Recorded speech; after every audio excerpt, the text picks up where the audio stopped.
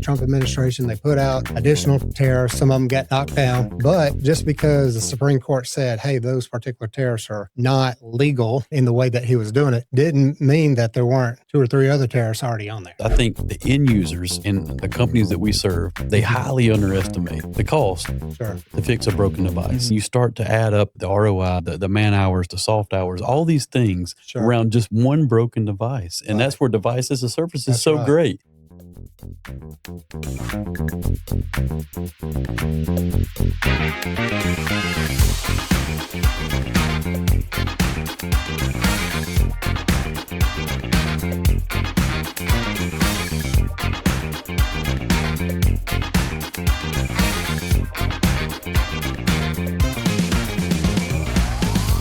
What is going on? This is Jay and Michael here on the IT Directors Podcast, and we have an awesome guest today, our owner and our founder of our company, Stan Sargent with Clear Wind. Stan, how you doing today? Yeah, doing good. Appreciate y'all having me on. Yes, sir.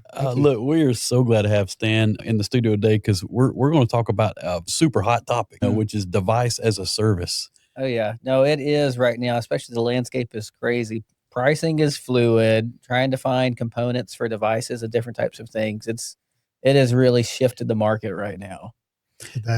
Yeah. So Stan, I mean, look, a lot of our listeners and viewers, they might not know a ton about you and your role. So, I mean, you're the, founder, CEO, owner of our company. So kind of give us a little bit of backstory, how you got into this role. Yeah. So appreciate that. Yeah. So Stan Sargent, founder and CEO of Clear Winds. And I got involved with, this type of business through another company that was doing IT consulting, and had the fortune to found this company and kind of get into it slowly. Two-man company, and it was very interesting times. But just continuing to grow, and over time, I mean, it's kind of gotten what it is today. So we got people in 6 different states and doing a lot of work in all verticals. Man, that is so awesome. So we're just going to hop right in, Michael, to talking about devices as a service. So Stan, what is one insight when managing devices for organizations, whether it be K-12, whether it be healthcare, whether it be private sector, large, small, around just managing their devices, and the lifespan of those devices? So when it comes to client devices, you got desktops, you got laptops, you got Chromebooks, a lot of tablets out there. They all have different life cycles. With the desktops, they sit at the desk and don't get moved. Laptops and Chromebooks, those kind of things, they're getting moved around a lot.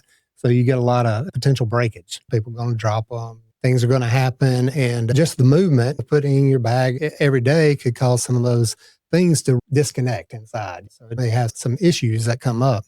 So it could cause some issues there too, just with heat and those kind of things. So you've got all that, but the thing is to manage these devices, there's a lot that goes into it. But the thing is there's security around that. You've got to continue to upgrade the apps. You got to upgrade the operating system.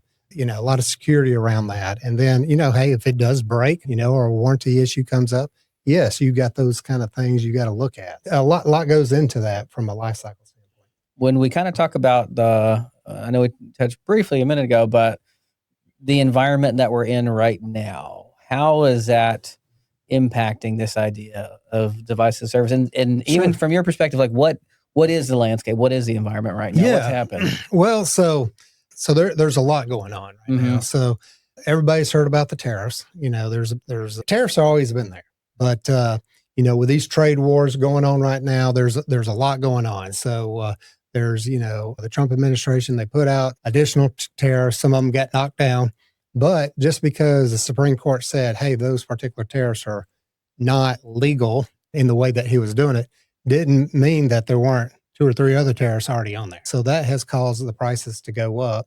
The second thing is there's just shortages of different types of parts that go into laptops and Chromebooks and those kind of things. So a couple of those, one is SSD drives. So SSD drives, especially in Chromebooks, those are usually 4 gig, 8 gig. You might have some with 16 gig, but it happens to be those are the drives that are going into your iPhones and your Samsungs and those kind of things. So, well, guess what? Because of the i17 getting released, I mean, that has caused the shortages of those particular SSD drives. So, so it's making the Chromebook pricing go up.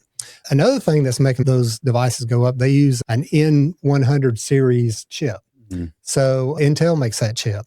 Intel has increased that price twice in the last 6 months significantly, which is going to drive up those costs.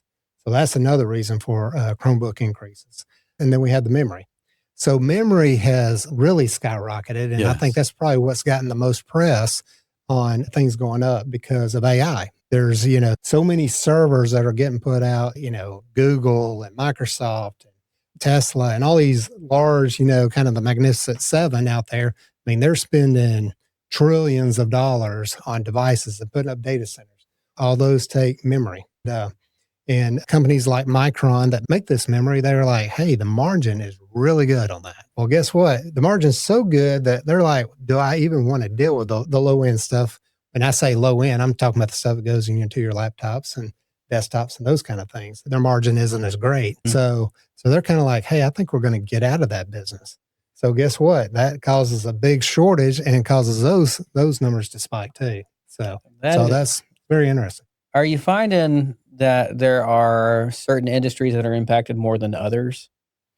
Industries as in like the verticals, healthcare. So I think they all can be impacted. They can be impacted differently, all kind of the same because everybody's, not immune to the price, right? We do see a lot of that in the K-12 systems. I mean, they are buying big bulk, buys because they've got these one-to-one initiatives. And that is, when they have to go out and, if they got 20,000 students in their system, they're buying, 5,000, 10,000 at a time. Mm-hmm. And then the manufacturers, it's hard to pin them down to a price because they know the price can fluctuate every day. So it makes it very hard for them. So that's kind of in that arena, I can see them having, because they have, very fixed budgets. Mm-hmm. So. And I have seen that difficult. So it's difficult for them, even on the sales side. So I'm having these conversations daily where we've got these schools that we work with that they have a set budget. Well, they're not getting their funding till 6 months from now, right? 6, 7, 8 months, whenever. It is a ways out, but they have budget and they're trying to understand, how do I make this happen? How do I get this price? Because this is the quantity of devices I needed. I can only be in this price range, but it's fluid. And on the reseller, the partner side, it has been a scramble for a lot of people to find a solution to make this work. Correct. So it does make it difficult because as a reseller, we certainly don't know what the price is going to be because the manufacturer can barely tell us what it is. Yeah. So it makes it very tough. And hey, I get that, these organizations, they want to lock in on a price, but it's very hard. I mean, unless you're going to tell me, hey, I'm going to put in a purchase today, then, I mean, we can't really guarantee you any price, right? So it makes it very tough. But that's kind of why, device as a service could be a good option. The good thing about, usually these client devices, just like your data center equipment and other purchases, those are kind of more your CapEx, purchases. But hey, we can turn all your client devices, which is probably your main IT cost, we can make that into an operational cost, a fixed cost for you per year. Mm-hmm. So what's great about device as a service is that you can take all your devices and say, okay, hey, I want to do device as a service. So what, companies like us, like Clearwinds can do and others, what they can do is take the device, they can get it for you. They can package it with a white glove to make it ready to hand to a user. And then we can, wrap around like a accidental damage protection, which, if it does break, we can fix it. And there's no additional cost on that. So we can bundle like managed services, to help support. If you don't have the staff to do that, we can do that. We can put a case around it to help protect it. We can even add security and those kind of things. So there's a lot that we can kind of bundle, and then hey, it's just one fixed price. Yeah, one fixed price. But with devices as a service, I think the end users and the companies that we serve, they highly underestimate the cost. Sure. To fix a broken device. I've been there, right? And you start to add up the ROI, the man hours, the soft hours, all these things around just one broken device. And that's where device as a service is great. Yes. And so what do you think clients and customers, where do they kind of underestimate about how much it actually costs to repair and fix and service the broken devices? Not just from physical, but just from a software, from everything, right? Right. What do you think about that? Yeah. So, again, when you're thinking about capital expenditures, hey, I'm going to go buy the device. And then it's like, okay, if I want to do repair, let's just say you want to maintain your own devices. Well, now you got to go find parts for it. So that takes time. And then, hey, if you're fixing a lot of them, you probably want to get some bids. Yeah. So you got to put out the bid process. And then, now you're involving your financial system to, kind of help you make those judgment calls. And you got to evaluate, you got to write up something for your RFP and those kind of things. So all those things are things that people don't really think about. And then the other thing that once you, now you got all the parts, well, now you got to fix it. Yeah. Right? So that's pulling IT people that have to do that. It's pulling them out of their normal job. Like, hey, we got to be out there helping our users, for schools, maybe helping the students and, figuring out their education. So those kind of things are real key. Yeah. So that, but then, you think about, just managing the device, right? Doing software updates and operation updates and watching the security and monitoring that. I mean, that all takes staff to do that. And, companies like us, hey, we've got experts in our field that know that and are watching that every day. So that makes it really nice that, hey, I know I've got experts in every area, whether that's security or client stuff, or even the connections to the networks and stuff. We got network engineers. So you might think it's a client issue, but it turns out to be a network issue. Well, and that is managing the device. So we segue right into that because I think that's such a key point of the device as service, Michael, is the managing the devices. So now we talk about the life cycle, the break, the fix, but then managing that as a whole. Right. Because the device is not just a device, it's the backbone of an organization. Yeah, sure. People run payroll on their devices. That's people right. are, processing orders and, filling inventory, all these things. So it becomes a backbone of the equipment that our end users use of the organization. Yeah. So when you don't have the resources, that's where the device as a service is so key. I think that's where it's so beneficiary for our end users. Yeah. Kind of you speak to that. And that's kind of one thing that from our managed service area, that's kind of one thing that we always say is, hey, as a user at any company, all they care about is getting the data that they need on their screen at the time they want it. Right? Exactly. That's all they care about. So I always use the example of, hey, when you go turn on the light switch on the wall, all you care is that the light comes on. You're not thinking, okay, now that went down the power plant and they turned on the generator that sent that down the power transmission line and it took a step down transformer. Yeah, nobody's thinking that. No. They don't want same thing with your computer. Hey, you want to turn it on, you want to get the piece of information that you want at that time. Yeah. So that's where, companies like us, we can kind of come in and play. And that's our whole focus is to make sure that happens. Yeah. And I know even being at Clearwinds for a little while myself, hey, one of our big things is we want people to do what they do best. You focus on what you're doing as an organization, not worrying about the IT side of things. Like, hey, we want to empower you to chase your own mission, vision, and be empowered to do that. Well, what about with like e-waste? So this is something a lot of people don't talk about. So if you don't have an organization like us doing device as a service or helping you manage your devices. We go to so many people's places and everybody's got a closet with a pile of stuff that there's no telling how old it is. And the only thing you can do with it at this point is make a fort out of it. Well, we picked up some client devices this week and I remember thinking like, man, we create so much e-waste around just end user devices. That's right. And I think that's where the device as a service could help mitigate some of that issue for organizations. So like I said, I've been in many organizations, commercial or school districts or city governments or whatever. And there's, rooms, piles of stuff. Piles of old stuff that they don't know what to do with. And because you can't just dispose of it by, throwing it in the dumpster.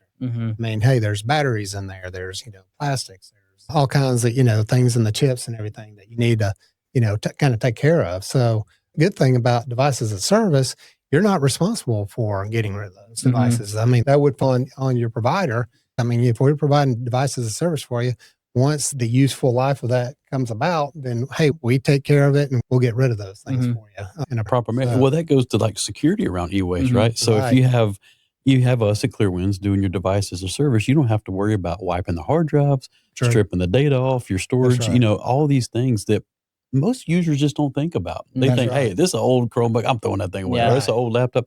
But it Yep. might have social security numbers on there, Yeah. payroll That's right. information. That's You know, right. you never know. And Mhm. so I think with that device as a service, I didn't really think about that until we were researching and walking Mhm. through this Mhm. episode. And I thought, man, that really ties in hand in hand. It does. You know, it It really does. Yeah. So, Yeah. And so from a even device as a service from a strategic standpoint, are you seeing people exploring this right now, and kind of what's the trends that you're seeing? you hadn't seen a lot of it. Mhm.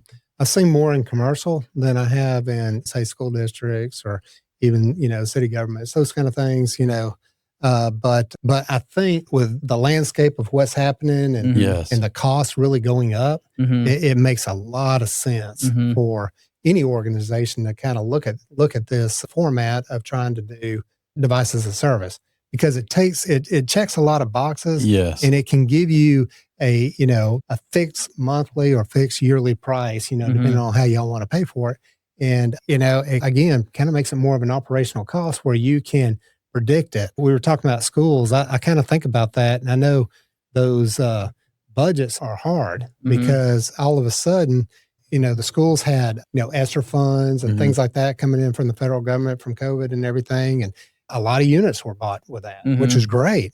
The problem is those funds are gone. Yeah. And it's been 5 years since, and you got an aging fleet of devices. So again, e-waste, what do you do with them? And hey, how do I keep this one-to-one? How do I keep that going? Look, Yeah. I was in that role. In our previous role, we had all this money, millions of dollars for ESSER funding. Sure. And we're buying everything in the world, Right. This is great, man. We got devices. You want iPads, you want Chromebooks, you want laptop. But then you're thinking, how do I sustain that for That's five right. from 5 years from now Yes. and 10 years from now? And when that funding ends up, and I think that's so amazing that we're on the kind of the cutting edge of the device as a service initiative, because there's so many people that are in that boat right That's now. right. Mhm. And I think offering that to all of our listeners and viewers is such a viable option, because Right.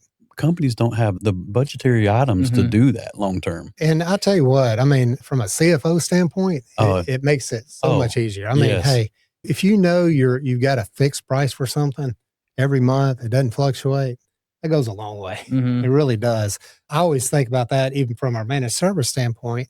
That's kind of one thing that we say, hey, we'll do all your support for one fixed monthly price. I mean, you can call us one time or 1,000 times. Yeah. It doesn't matter.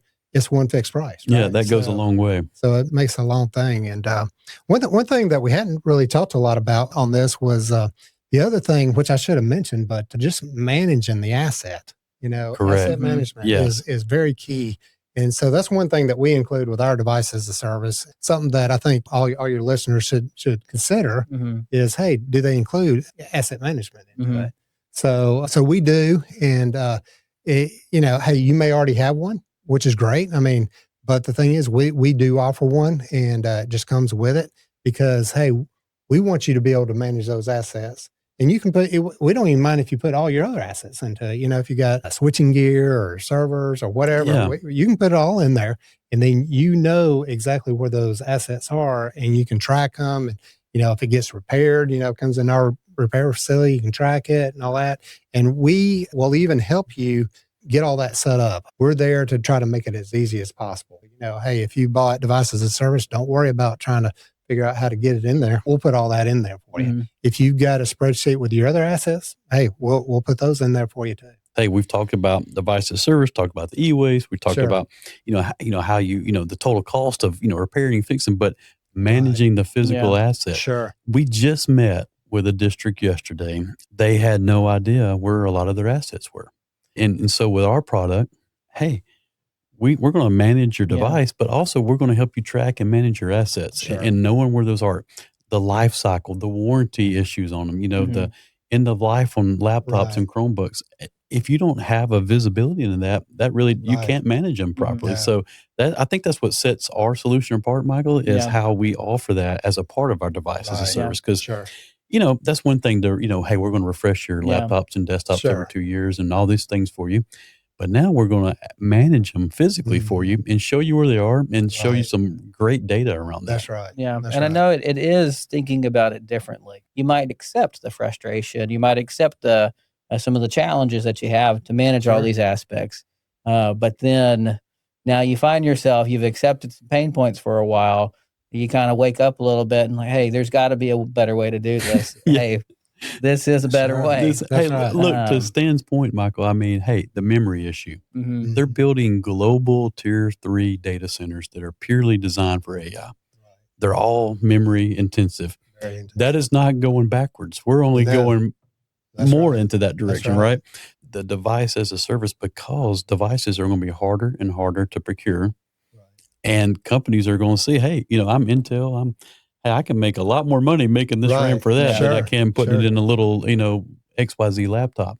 And so I think procuring the devices is even more difficult for companies and organizations. And so that's only going to grow. So we have to shift how we are as an industry and around how we procure those devices. Yeah. And I think it's kind of that idea like, hey, 5 years from now, what do you think is going to separate people? Like you kind of have these ideas like, hey, what's an innovation? Like, hey, 5 years from now, like, hey, I do see this as something that can separate you and position you for 100%. success in a better way. So, yeah. And that's what's so awesome to have you on today, Stan, is to talk about this, because I think we're ahead of the curve.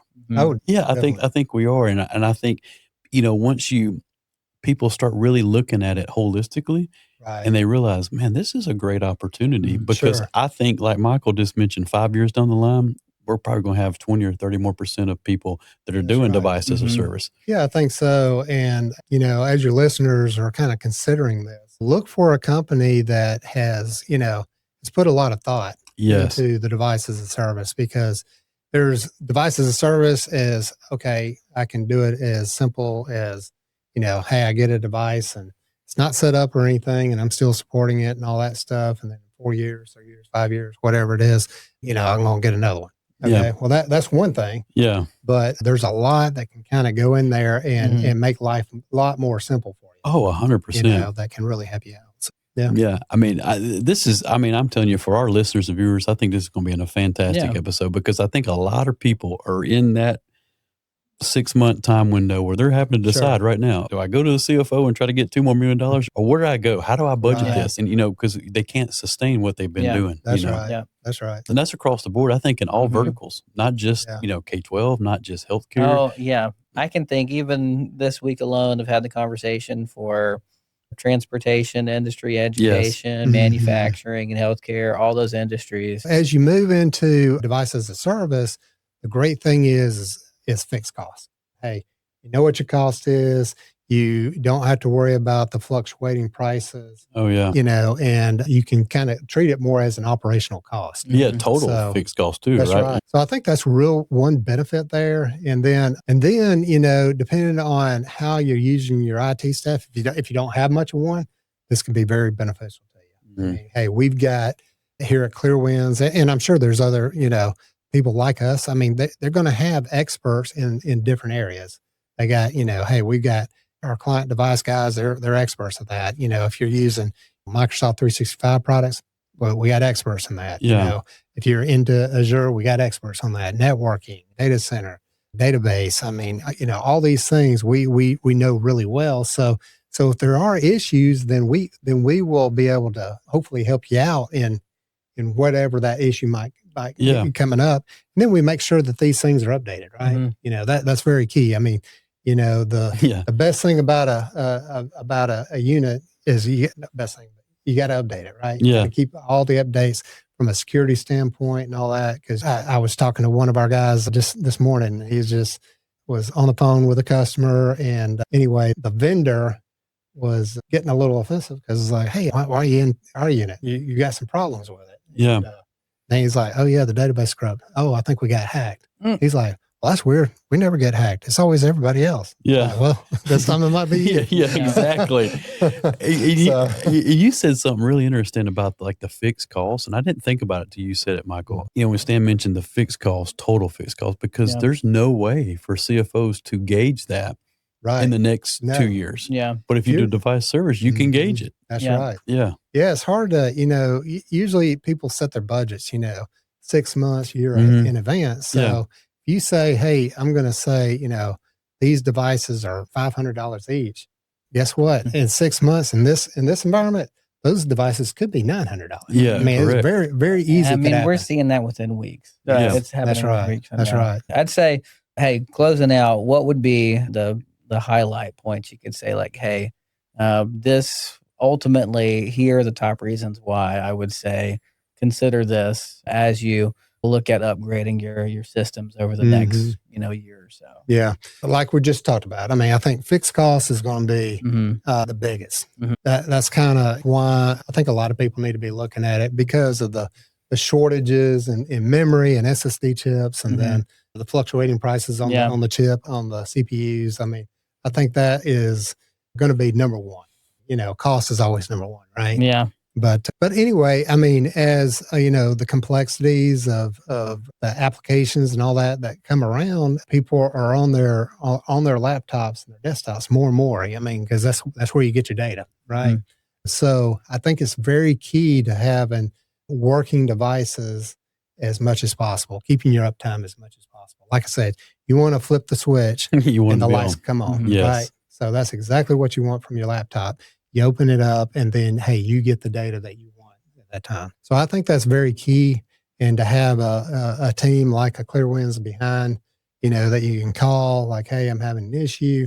They're going to help you out immediately, those kind of things. And then, having a team making sure, watching the security, and having a team making sure they're getting the updates done and those kind of things. That's I think some of the, big things that you get from devices as a service. Oh, absolutely. Yeah, look, for all of our listeners, viewers, I don't know about you, Michael, but I've loved this episode. I've learned a lot. And thank you, Stan, for coming on. This has been fantastic. Go follow us on the IT Directors Podcast. We're on every platform. And look, if you want to learn more about devices as a service, give us a call. Contact us. Go to our website, clearwinds.net, and we would love to talk with you. And so this is Jay and Michael, and we are out. Hey, thanks for joining us today on the IT Directors Podcast. We're so glad you joined us. Look, go follow us on all social media platforms.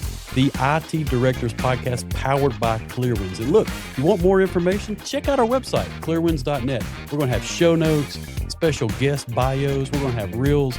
Our marketing team has done a fantastic job. Go check this out. We're so thankful that you joined us today.